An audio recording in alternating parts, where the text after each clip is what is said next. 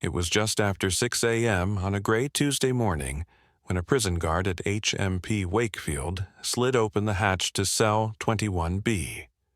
The cell was cold, empty.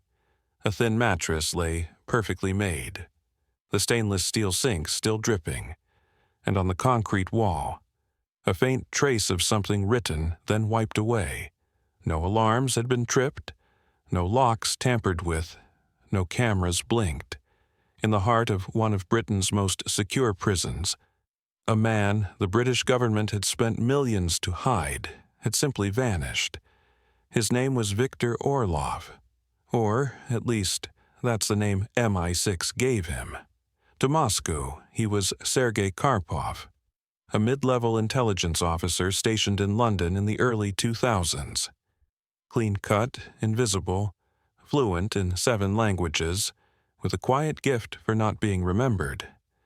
He wasn't flashy, that was his power. For 5 years, he fed Russia scraps of British intelligence until he flipped. It wasn't ideology, it was survival. A botched assassination attempt in Berlin, a whispered warning. And suddenly, Orlov became one of Britain's most valuable assets inside the Russian state. Double agents like him don't retire. They vanish one way or another. He was arrested in 2016 under an alias no one questioned, tied to a fraud charge so bland it barely made court briefs.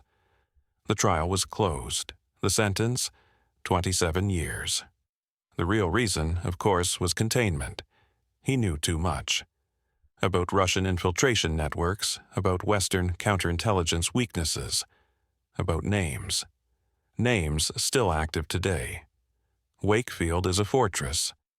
Triple perimeter fences, armed response units, 24/7 surveillance, the kind of place where Britain keeps the men it can't afford to lose control over. Pedophiles, terrorists, traitors. But Orlov wasn't listed as a spy. Officially, he was just another white-collar fraudster, buried in paperwork and silence. For 7 years, he barely spoke to anyone. Ate alone, walked alone, no visitors, no letters, like the ghost he'd become. And then, one morning, he was gone. There was no sign of struggle, no sign of escape, just a silence that rang louder than sirens. Internal reviews later revealed that CCTV footage from the wing glitched between 2:13 a.m. and 2:24 a.m. 9 cameras. Simultaneous static, no backups. It had never happened before. It hasn't happened since. The first theory, however implausible, was suicide. A neat ending, body unrecovered, case closed. But there was no evidence, no note, no trace. His last psychiatric review marked him as lucid, detached, stable. Then came the more disturbing possibility, extraction. An operation executed from inside or outside. Nobody could tell. The prison systems had no signs of hacking, no unusual logins. Guards were cleared. But in spycraft, absence is the sharpest clue. Documents later leaked through an anonymous source in Estonia pointed to a Russian kill order dated 6 months prior. The target, codename Birch, a known reference for Orlov. But the order wasn't authorization to eliminate. It was a repatriation directive. They didn't want him dead, they wanted him back. According to British intelligence insiders, Orlov had recently offered new intel from prison, a map of compromised MI6 field assets in Central Asia, a currency only he possessed. Why? No one knew. Maybe he was bargaining, maybe he was bait, but someone wanted that map. And shortly after that offer, he disappeared. Some believe it was Russia. That GRU operatives penetrated Britain's prison system with surgical precision. A black extraction unit, subcontractors, silence paid in cryptocurrency and buried IDs. The prison's perimeter sensors, it turns out, had registered a temperature anomaly around 2:16 a.m., as if something had interfered with the thermal sweep. Dismissed at the time as a weather glitch. Others whisper that it was MI6, that Orlov's value outgrew his cage, that the prison was always a cover, a kind of vault to store living secrets, and that when he offered something too big to ignore, they moved him. Quietly, deeply, perhaps to a safe house in the Falklands, or a villa in Gibraltar, or nowhere. Some say he's back in Moscow, working both sides again, or being tortured in a basement with no name. One inmate claimed to have heard a low whirring noise the night before. Orlov vanished, like a drone, hovering. But drones aren't allowed within miles of Wakefield. The airspace is restricted.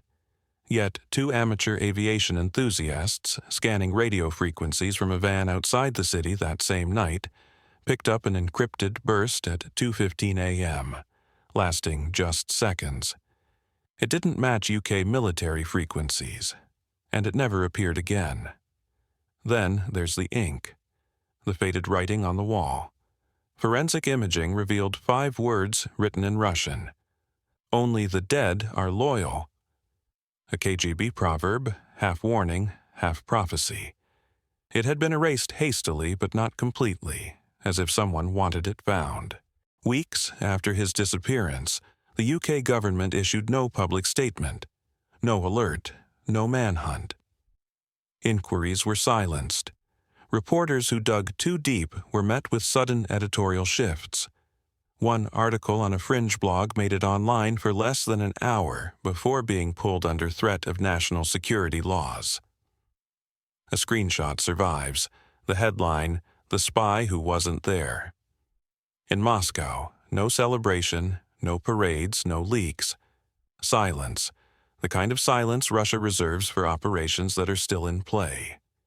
A year later, a photo surfaced on an encrypted dark web forum known for trafficking in exfiltration intel. Blurry, grayscale, grainy. But the jawline matched. The timestamp read, Tashkent, Uzbekistan. April 2024. The man was walking with a cane, dressed in local garb, beard grown out. No way to confirm, no way to deny.